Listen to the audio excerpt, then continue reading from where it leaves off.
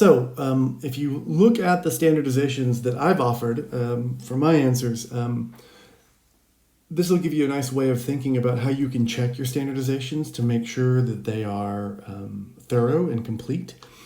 What you can do is just take the standardization and make sure that you can make a complete diagram from that standardization. So for example, looking at my standardization for A, I know that 10 is the conclusion, is therefore, and I know it comes from 4, 5, and 9.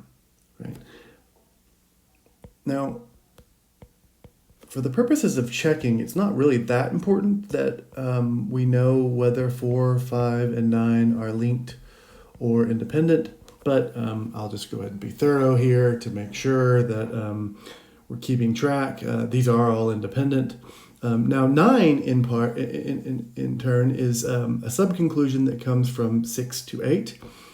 6 to 8 are actually linked. So 6, 7, and 8.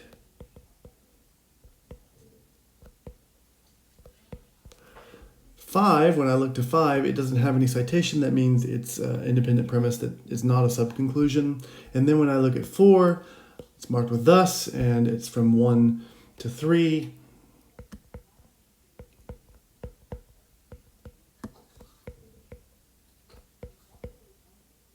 Okay, and now if I want to check my work, here's what I see.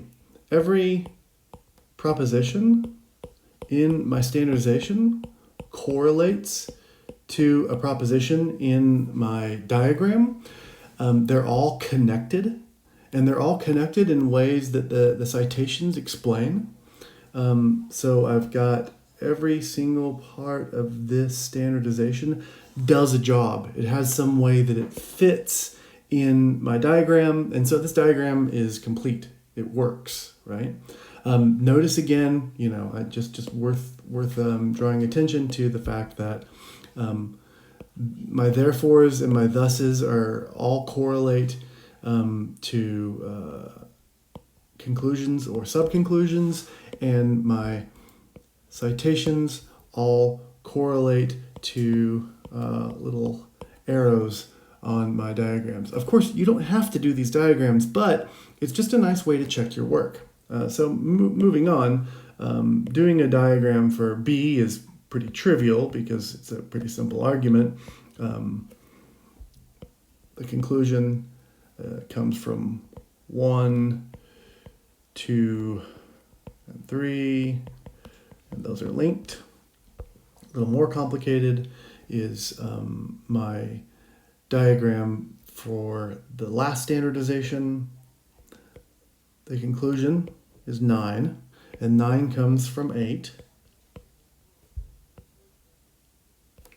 8 is a subconclusion, which means that it needs something pointing to it, and what points to it? 1, 6, and 7. Those all work together. Actually, I'm going to say 1 and 6 are linked. And 7 could be independent. You know what? I'm going to link it. Like I said, that's not that important, whether you do or don't. 7's got no justification for it, but 6 is a subconclusion that comes from 5. I'll come back to that in a second. 1 is not a subconclusion. It doesn't come from anything. And then 5 is a subconclusion that comes from 2 through 4. These are all linked.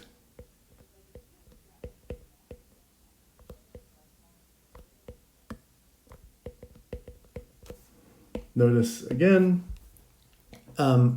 every single proposition in this diagram correlates to a proposition in my standardization. Every